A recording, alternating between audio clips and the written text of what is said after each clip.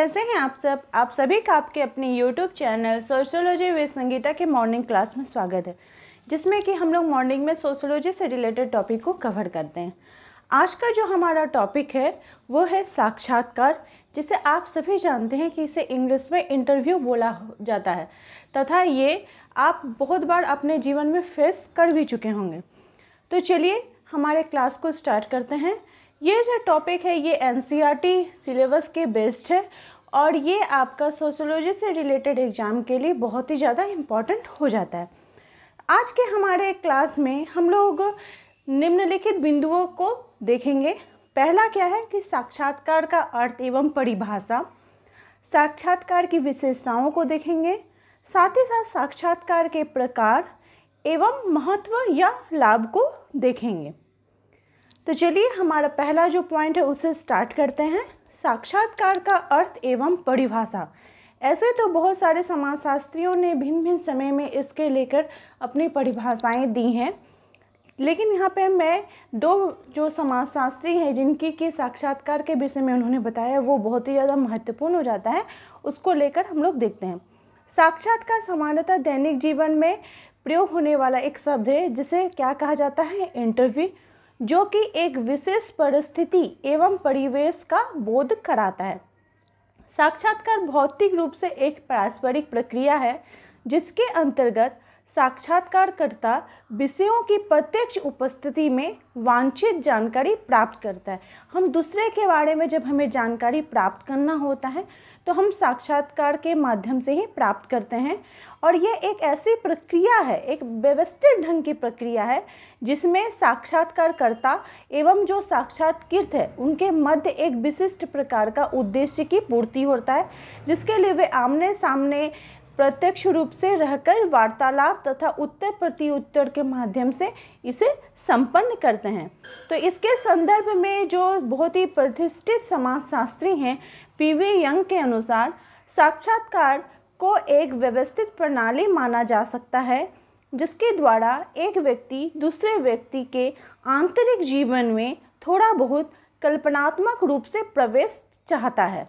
उसमें वो उसके जीवन में प्रवेश करने के लिए जो साक्षात्कार करता है वो साक्षात्कृत का क्या करता है, क्वेश्चनों के माध्यम से या फिर उत्तर प्रत्युत्तर के माध्यम से उसके संदर्भ में जानता है। एक और समाजशास्त्री हैं गुडे एवं हार्ट, उनके अनुसार साक्षात्कार मौलिक रूप से सामाजिक अंतःक्रिया की एक प्रक्रिया है। यह भी एक सामाजिकरण की एक महत्वपूर्ण प्रक्रिया है।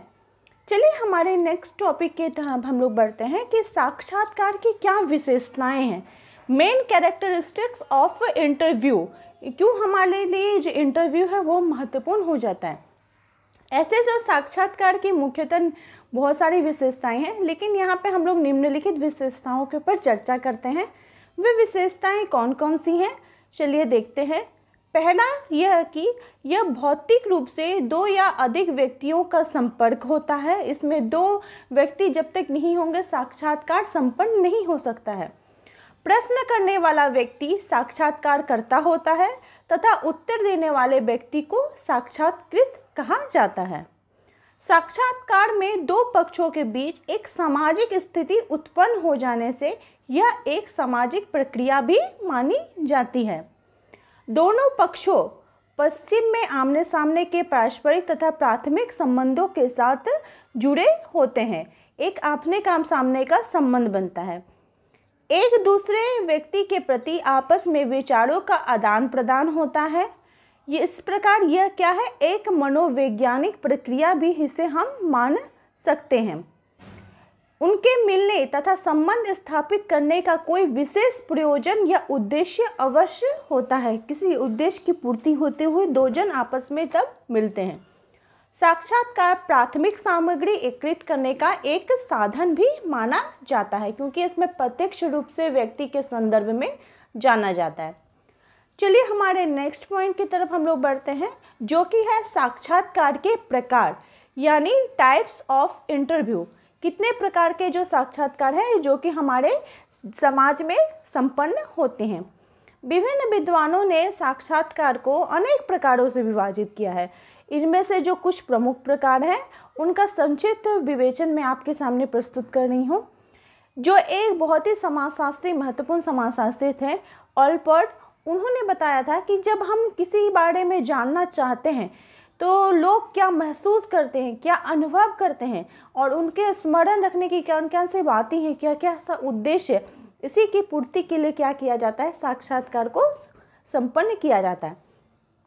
तो साक्षात्कार के प्रकार में सबसे पहला आता है केंद्रित साक्षात्कार, जिसे कि बोला जाता है फोकस इंटरव्यू।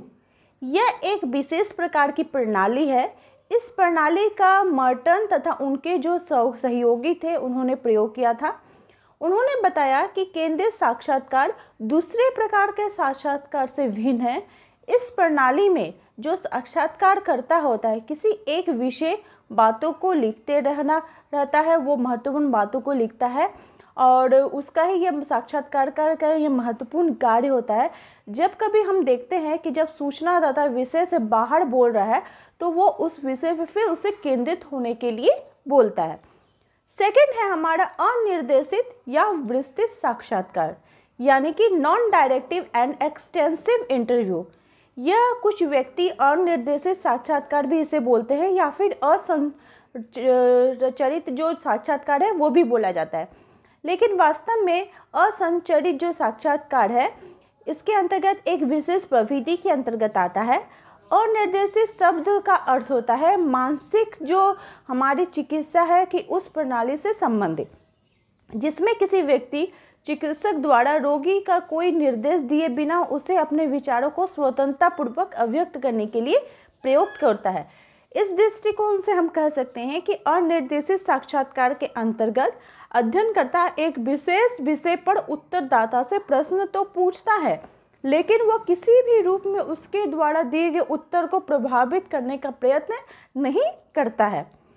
थर्ड हमारा जो इंटरव्यू का एक फॉर्म है वो हो गया आपका औपचारिक साक्षात्कार, जिसे कि बोला जाता है फॉर्मल इंटरव्यू। इसमें पहले अनुसूची के रूप में तैयार किए गए जो निश्चित प्रश्नों के उत्तर पूछे जाते हैं। प्राप्त उत्तरों को प्रमाणित स्वरूप में लेखबद्ध किया जाता है, लिखा जाता है। इसके अलावा जो साक्षात्कार करता है और किसी भी प्रकार के जो अतिरिक्त प्रश्न पूछने, प्रश्नों की व्याख्या करने और उनकी शब्दावली परिवर्तित करने आदि के लिए वो स्वतंत्र नहीं होता है। इसका मुख्य जो आधार है वो संबंध का एक औपचारिक होना माना जाता है। हमारा नेक्स्ट जो हमारा टॉपिक है वो हो गया आपका अनौपचारिक साक्षात्कार, जिसे कि बोला जाता है इनफॉर्मल इंटरव्यू। इसमें अनौपचारिक तथा निर्देशित संपर्क स्थापित किए जाते हैं। साक्षात्कारकर्ता को प्रत्येक प्रकार की सुविधा तथा स्वतंत्रता उत्पन्न होती है। इन्हें ही अव्यवस्थित अथवा अनियंत्रित, असंचालित या कहानी रूपी साक्षात्कार भी कहा जाता है। इसमें प्रश्नों का कोई भी क्रम हो सकता है, प्रश्नों की संख्या तथा भाषा इत्यादि में भी बिल्कुल भी परिवर्तन हो सकता है। इसमें किसी विशेष प्रकार की अनुसूची की भी आवश्यकता नहीं होती है। साक्षात्कारकर्ता स्वयं अपने विचारों को भी इसमें व्यक्त कर सकता है।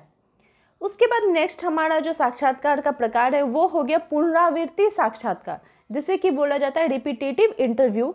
पुनरावृत्ति साक्षात्कार एक सामाजिक एवं मनोसामाजिक ढंग के विशिष्ट विकास को बतलाने में इसका प्रयोग किया जाता है।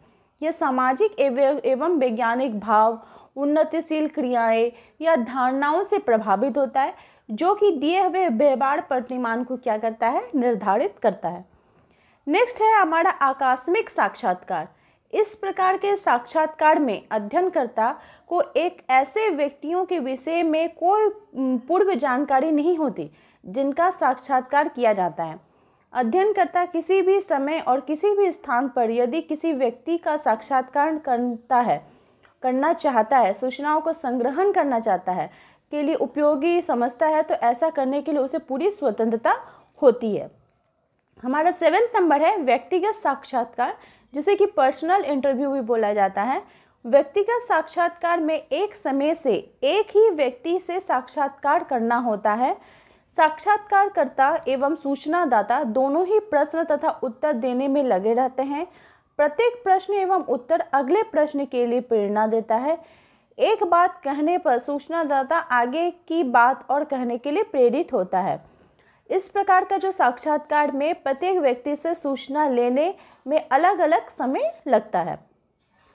हमारा चलिए नेक्स्ट टॉपिक की तरफ हम लोग बढ़ते हैं, जो कि है हमारा साक्षात्कार के लाभ या महत्व।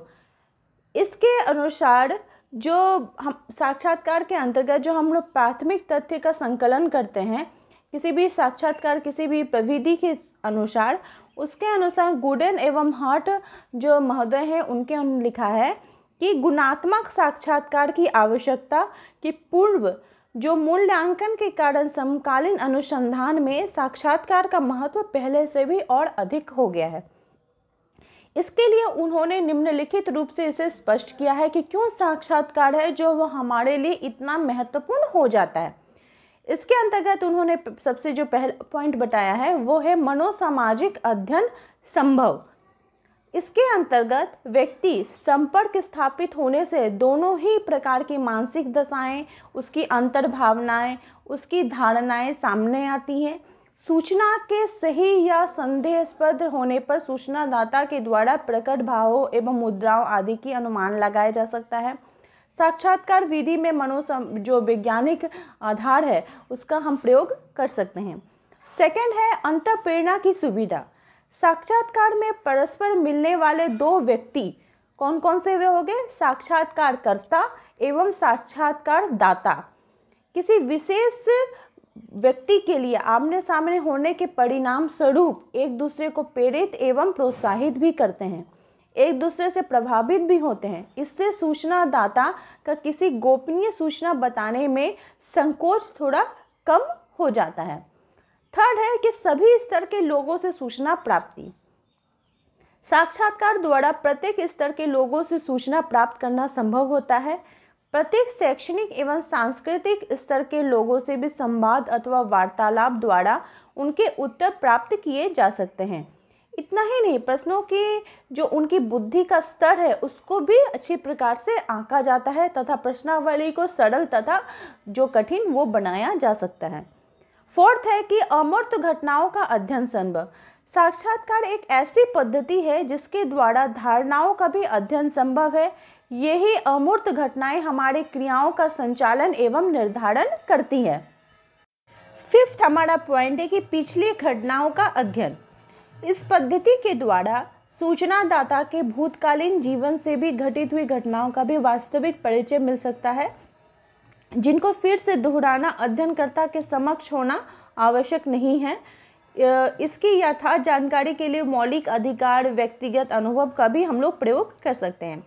सिक्स्थ जो हमारा महत्व है साक्षात्कार का वो हो गया कि सूचनाओं को सरल जांच।